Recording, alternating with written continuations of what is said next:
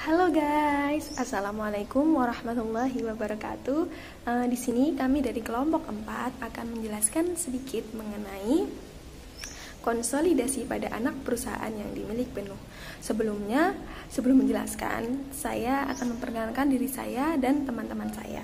Perkenalkan, nama saya Anissa Az-Zahra, terus teman saya Nurul Putri, Syahrul Hidayat, sama Ariha Ainul Jannah. Yang pertama yaitu pengertian konsolidasi. Nah, apa sih konsolidasi itu? Jadi, laporan keuangan konsolidasi adalah laporan keuangan yang menyajikan hasil operasi dan posisi dari dua atau lebih entitas legal yang dijadikan satu laporan. Nah, untuk mencapai hal itu, suatu konsolidasi itu harus melalui prosedur untuk mengeliminasi semua transaksi kepemilikan antara perusahaan. Terus, apa aja sih prosedurnya?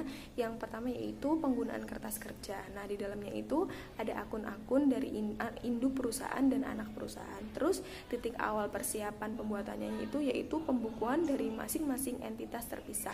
Terus, yang ketiga itu karena entitas konsolidasi itu tidak memiliki pembukuan, maka pembukuannya itu ada di kertas kerja yang tadi. Terus, selanjutnya, apa sih kertas kerja itu? Nah, kertas kerja konsolidasi itu adalah mekanisme yang efisien untuk menggabungkan akun-akun perusahaan yang terpisah yang akan dikonsolidasi dan menyelesaikan saldo gabungan menjadi angka yang dilaporkan seakan-akan itu jadi satu kayak gitu. Terus ayat jurnal eliminasi yang digunakan yaitu ayat jurnalnya yaitu menyesuaikan total saldo akun perusahaan yang dikonsolidasikan.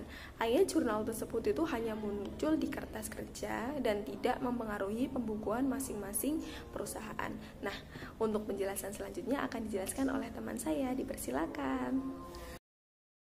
Format kertas kerja konsolidasi. Kertas kerja konsolidasi mempunyai 4 kolom, yaitu nama akun, data neraca percobaan, ayat jurnal eliminasi, dan konsolidasi.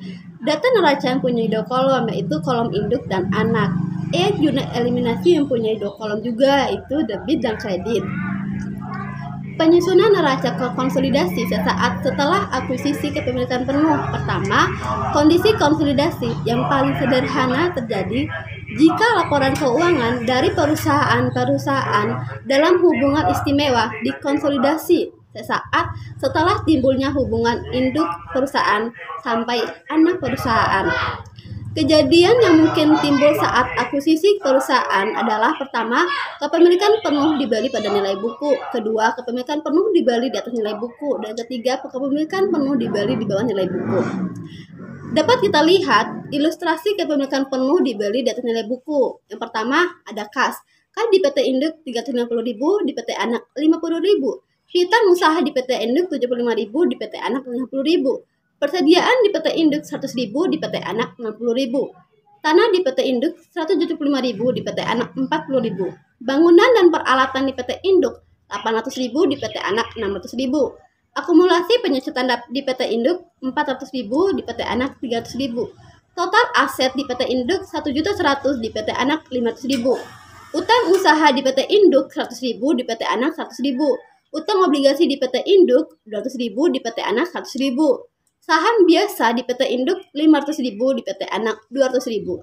Saldo laba di PT Induk 300.000, di PT Anak 100.000. Total kewajiban dan ekuitas di PT Induk 1.100.000, di PT Anak 500.000. Pada slide sebelumnya, kita dapat melihat adanya laporan keuangan PT Induk dan PT Anak. Selanjutnya, pada tanggal 1 bulan 1 tahun 2021, PT Induk membeli seluruh saham PT Anak dengan harga 340.000. Sedangkan tadi kita dapat melihat bahwa nilai buku dari PT Anak adalah 300.000. Maka dapat disimpulkan bahwa PT Induk membeli 40.000 lebih tinggi daripada nilai buku PT Anak. Karena PT Induk membeli dengan harga yang lebih tinggi daripada nilai buku PT Anak, maka timbullah selisih. Selisih ini dapat disebabkan karena beberapa hal. Yang pertama adalah kesalahan atau penghilangan dari pembukuan anak perusahaan. Yang kedua adalah selisih lebih nilai wajar di atas nilai buku dari aset bersih anak perusahaan yang dapat diidentifikasi. Yang ketiga adalah adanya goodwill. Setelah diidentifikasi, ternyata aset PT Anak dinilai pada nilai wajar senilai 80.000 pada saat pembelian. Aset yang dibeli pada nilai wajar tersebut adalah tanah. Selanjutnya, PT Induk harus mencatat akuisisi tersebut dengan jurnal investasi pada saham PT Anak pada kas senilai 340.000. Selanjutnya, kita harus membuat ayat jurnal eliminasi. Kita harus membuat 2 ayat jurnal eliminasi, yaitu yang pertama adalah saham biasa PT Anak senilai 200.000, saldo laba PT Anak senilai 100.000, diferensial senilai 40.000 pada investasi pada saham PT Anak senilai 340.000. Ayat jurnal yang kedua adalah tanah pada diferensial senilai 40.000. Setelah membuat jurnal-jurnal yang dibutuhkan, maka selanjutnya kita akan membuat kertas kerja konsolidasi. Kertas kerja konsolidasi ini terdiri dari 5 kolom, namun karena tidak muat kami membaginya menjadi 2 bagian. Dapat kita lihat PT Induk pada awalnya saat sebelum akuisisi memiliki kas senilai 350.000.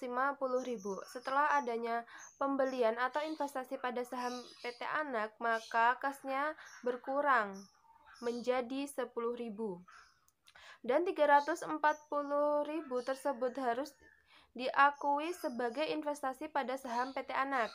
Untuk yang lainnya masih sama seperti pada saat sebelum adanya akuisisi. Pada slide ini kita masih akan membahas tentang kertas kerja konsolidasi. Yang pertama adalah penghapusan eliminasi investasi pada PT Anak dan diferensial. Jadi nanti di saat kita masuk ke dalam kolom konsolidasi, akun-akun tersebut tidak lagi memiliki saldo atau menjadi 0. Selanjutnya kita akan memasukkan jurnal eliminasi yang telah kita buat ke kertas kerja konsolidasi. Yaitu jurnal yang pertama adalah saham biasa PT Anak senilai 200.000 kita letakkan di debit. Saldo laba senilai 100.000 kita letakkan di debit. Diferensial senilai 40.000 kita letakkan di debit. Dan investasi pada saham PT Anak senilai 340.000 kita letakkan di kredit. Jurnal yang kedua adalah tanah senilai 40.000 kita letakkan di debit dan diferensial senilai 40.000 kita letakkan di kredit. Untuk mengisi kolom konsolidasi, kita cukup menambahkan saldo yang ada pada kolom PT Anak dan PT Induk. Namun jika ada jurnal eliminasi, kita harus mengurangkan. Sebagai contoh, akun kas pada PT Induk memiliki saldo 10.000 dan PT Anak memiliki saldo 50.000. Jadi nanti di kolom konsolidasi akan tertulis 60.000. Begitupun seterusnya. Selanjutnya, kita akan menyusun neraca konsolidasi setelah akuisisi kepemilikan penuh. Informasi setelah PT Induk dan PT Anak tanggal 1 bulan 1 tahun 2021 dan untuk tahun 2021. Saham biasa tanggal 1 bulan 1 tahun 2021. PT Induk memiliki saldo senilai 500.000 dan PT Anak memiliki saldo senilai 200.000. Saldo laba tanggal 1 bulan 1 tahun 2021, PT Induk memiliki saldo senilai 300.000 dan PT Anak memiliki saldo senilai 100.000 tahun 2021. Laba operasi terpisah PT Induk. PT Induk memiliki saldo senilai 140.000. Laba bersih PT Anak. Di sini PT Anak memiliki saldo senilai 50.000. Dividen. Pada PT Induk memiliki saldo senilai 60.000, sedangkan PT Anak memiliki saldo senilai 30.000. Ya, pada slide 13 penjelasan pada slide ini masih berkaitan dengan slide sebelumnya. Dapat kita lihat bahwa terdapat keterangan pada tanggal 1 bulan 1 2020 PT Induk membeli seluruh ekuitas PT Anak seharga 300.000. PT Induk kemudian akan mencatat jurnal yang berbunyi investasi pada saham PT Anak 300.000, kas 300.000. Selanjutnya kita akan membuat beberapa jurnal yang berkaitan dengan tabel yang ada pada slide sebelumnya. Ayat jurnal yang dibuat adalah jurnal selama tahun 2020. Berikut ini adalah jurnalnya. Jurnal yang pertama, kas 30.000, investasi pada saham PT Anak 30.000. Jurnal yang kedua adalah investasi pada saham PT Anak 50.000 dan pendapatan dari anak perusahaan 50.000. Selanjutnya kita akan membuat ayat jurnal eliminasi. Ya, ayat jurnal eliminasi dibuat dengan tujuan penghapusan beberapa akun yang tidak perlu ada dalam konsolidasi. Ada 2 ayat jurnal yang harus kita buat. Yang pertama, jurnal yang pertama, pendapatan dari perusahaan 50.000, dividen 30.000, investasi pada saham PT Anak 20.000. Jurnal yang kedua, saham biasa PT Anak 200.000, saldo laba tanggal 1 PT Anak 100.000, investasi pada saham PT Anak 300.000. Selanjutnya, setelah membuat jurnal-jurnal yang dibutuhkan, langkah selanjutnya kita akan membuat kertas kerja konsolidasi.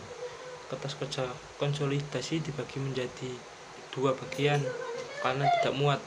Selanjutnya kita harus memasukkan jurnal eliminasi yang telah kita buat ke kertas kerja konsolidasi.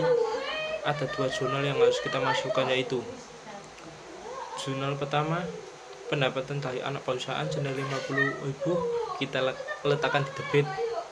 Dividen senilai 30.000 kita letakkan di kredit, dan investasi pada saham PT Anak senilai 20.000 kita letakkan di kredit. Ya, jurnal kedua, saham biasa PT Anak senilai 200.000 kita letakkan di debit. Saldo laba tanggal 1 senilai 100.000 kita letakkan di debit, dan investasi pada saham PT Anak senilai 300.000 kita letakkan di kredit. Untuk mengisi kolom konsolidasi, kita cukup menjumlahkan saldo yang ada pada kolom PT Induk dan kolom yang ada di PT Anak. Namun jika ada jurnal eliminasi, kita tinggal mengkurangkannya saja. Sebagai contoh yang pertama, kita ambil akun tidak ada jurnal eliminasi. Pada akun penjualan, kita dapat melihat PT Induk memiliki saldo 400.000 dan PT Anak memiliki saldo senilai 200.000, sehingga nanti pada kolom konsolidasi dapat diisi dengan nilai 600.000. Contoh yang kedua, kita ambil dari akun jurnal eliminasi. Pada akun pendapatan dari anak perusahaan, kita dapat melihat PT Induk memiliki saldo senilai 50.000, PT Anak tidak memiliki saldo, dan pada jurnal eliminasi terdapat saldo senilai 50.000 yang terletak di debit, sehingga nanti pada kolom konsolidasi tidak ada lagi saldo yang tersisa, dan begitu seterusnya sampai semua kolom konsolidasi terisi semua. Ya, sekian penjelasan dari kelompok kami. Kalau ada salah, mohon maaf. Ya, wassalamualaikum warahmatullahi wabarakatuh.